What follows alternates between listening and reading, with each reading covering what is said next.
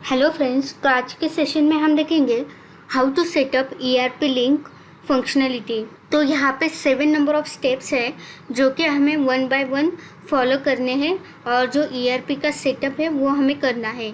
ठीक है, तो स्टेप 1 है upload all master data configuration files. System में जो मास्टर डेटा है जैसे कि सिटी है, कंट्री है, एम्प्लॉयज़ है, वेंडर, कस्टमर, वो जो मास्टर डेटा है वो हम एक साथ अपलोड कर सकते हैं। ठीक है, तो वो मास्टर डेटा हम अपलोड कर लेंगे। उसके बाद कुछ कॉन्फ़िगरेशन रिलेटेड फाइल्स हमें सिस्टम में अपलोड करनी होती है।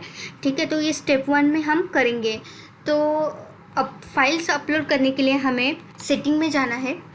ठीक है, उसके बाद सेटिंग, तो यहाँ पे डेटा माइग्रेशन का ऑप्शन होता है। ठीक है, उस पर हम क्लिक करेंगे। क्लिक करने के बाद हमें यहाँ पे फाइल्स अपलोड करने के लिए कुछ ऑप्शंस मिलते हैं, जैसे कि मास्टर है, मतलब मास्टर रिलेटेड जो भी फाइल्स है, जैसे कि मैंने बताया था कि ब्रांच है, सिटी है, उसके बाद कस्टमर है, एम्प्लॉयज़ है, लोकेलिटी है, स्टेट है। ठीक है, ये बहुत से ऑप्शन हमें यहाँ पे मिलते हैं। ठीक है, फॉर एग्जांपल हमें स्टेट जो है स्टेट का मास्टर डेटा अपलोड करना है। तो सबसे पहले हम यहाँ पे स्टेट सिलेक्ट करेंगे। स्टेट सिलेक्ट करने के बाद यहाँ पे हमें जो टेम्पलेट है, जो हमारी फाइल है, वो हमें यहाँ पे सिलेक्ट करनी होती है। ठीक है, तो वो जो फाइल है वो हमें कहाँ पे अवेलेबल हो सकती है। तो यहाँ पे ड्राइव पे हम मास्टर डेटा करके एक फ़ोल्डर है, उसे हम सर्च करेंगे। तो यहाँ पे मास्टर डेटा करके एक फ़ोल्डर है, उसमें सब master related files and configuration related files यहाँ पे अवेलेबल है, उसको हम डाउनलोड कर लेंगे। ठीक है, डाउनलोड करने के बाद ये हमारे लोकल ड्राइव पे स्टोर हो जाती है। ठीक है, तो यहाँ पे मैंने फ़ाइल डाउनलोड कर ली है, उसको मैं सेव कर लेती हूँ। तो ये जो फाइल है वो हम यहाँ पे आके सिलेक्ट करेंगे। तो चूज़ फाइल करेंगे हम। चूज़ फाइल करने के बाद हम वो जो फाइल है वो सिलेक्ट करेंगे। ठीक है, तो ये जो फाइल हमने सिलेक्ट की है वो यहाँ पे स्क्रीन पे लोड हो चुकी है।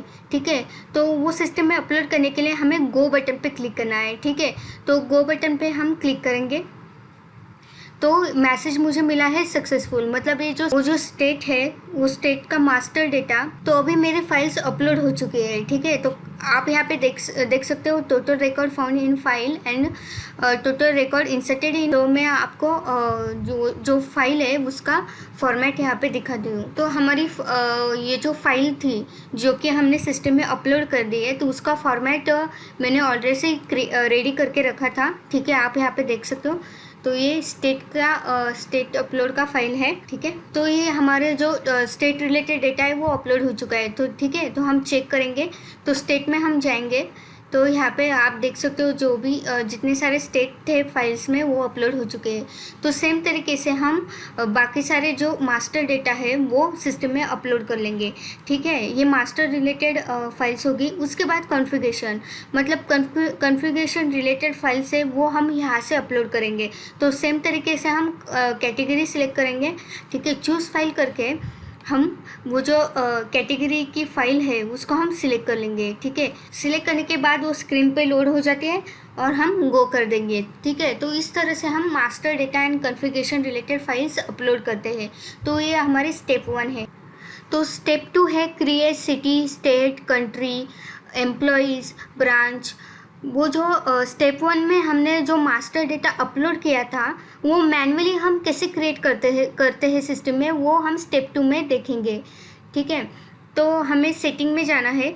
ठीक है, सेटिंग में जाने के बाद सेटिंग, उसके बाद कंट्री। तो कंट्री कैसे क्रिएट करनी है तो आप यहाँ पे देख सकते हो। फॉर एग्जांपल मैं यहाँ पे कंट्री क्रिएट कर रही हूँ। ठीक है, उसके बाद लैंग्वेजेस में यहाँ पे डाल देती हूँ और सेव कर देती हूँ। तो इस तरह से हम कंट्री है उसको हम क्रिएट करते हैं। उसके बाद स्टेट, तो स्टेट में हम यहाँ पे कंट्री सिलेक्ट करेंगे।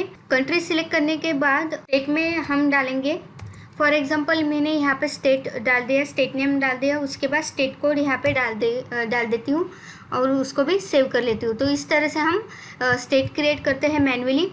सेम तरीके से सिटी कैसे क्रिएट करना है। ठीक है, तो सिटी क्रिएट करने के लिए हमें स्टेट सिलेक्ट करना होता है जो कि हमने क्रिएट किया है।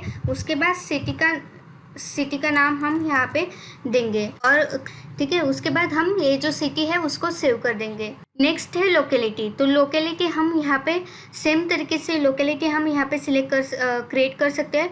ठीक है, तो यहाँ पे मैं सिटी सिलेक्ट कर रही हूँ। सिटी सिलेक्ट करने के बाद यहाँ पे मैं लोकेलिटी का नाम डाल देती हूँ, उसके बाद पिन कोड। तो इस तरह से हम लोकेलिटी क्रिएट करते हैं। ठीक है, तो ये हो गया मास्टर डेटा मैन्युअली कैसे क्रिएट करते हैं। तो स्टेप 2 में हमने देखा कि ये जो मास्टर डेटा है वो मैन्युअली कैसे क्रिएट करते हैं। स्टेप 3 है सेटअप कंपनी मास्टर। तो कंपनी मास्टर सेटअप कैसे करना है वो हम स्टेप 3 में देखेंगे। तो हमें अकाउंट में जाना है, उसके बाद अकाउंट कॉन्फ़िगरेशन। तो यहाँ पे कंपनी का ऑप्शन होता है।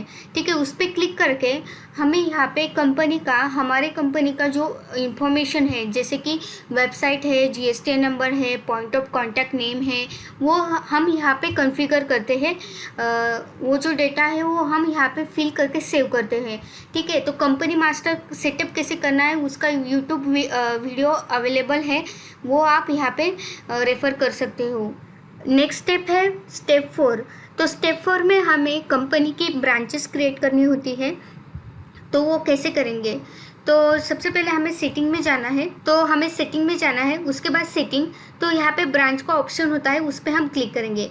तो अगर कंपनी की मल्टीपल ब्रांचेस होती है तो वो मल्टीपल ब्रांचेस हम यहाँ से क्रिएट कर सकते हैं। तो ब्रांच क्रिएट करने के लिए यूट्यूब वीडियो अवेलेबल है। नेक्स्ट स्टेप है स्टेप 5। तो स्टेप 5 में हमें एम्प्लॉयज़ क्रिएट करने होते हैं। ठीक है, जो कि हमारे कंपनी का स्टाफ है उसका एंट्री हम सिस्टम में करते हैं। ठीक है, तो एम्प्लॉय क्रिएट करने के लिए हमें सेटिंग में जाना है। उसके बाद सेटिंग, तो यहाँ पे हमें एम्प्लॉय का ऑप्शन मिलता है, उस पर क्लिक करने के बाद ही एम्प्लॉय का फॉर्म ओपन होता है। ठीक है, तो एम्प्लॉय कैसे क्रिएट करते हैं उसका यूट्यूब वीडियो अवेलेबल है, तो आप वीडियो रेफ़र करके एम्प्लॉय क्रिएट कर सकते हो। स्टेप 6 है क्रिएट यूज़र ऑथराइजेशन। इसका मतलब है यूज़र को ऑथराइजेशन सिस्टम में कैसे देना है। फॉर एग्जांपल, अकाउंट डिपार्टमेंट का कोई एम्प्लॉय है, उसको सिर्फ अकाउंट रिलेटेड एक्सेस सिस्टम में देने हैं। ठीक है, तो वो यूज़र ऑथराइजेशन का सेटिंग हम कैसे करेंगे वो हम स्टेप 6 में देखेंगे। तो हमें सेटिंग में जाना है।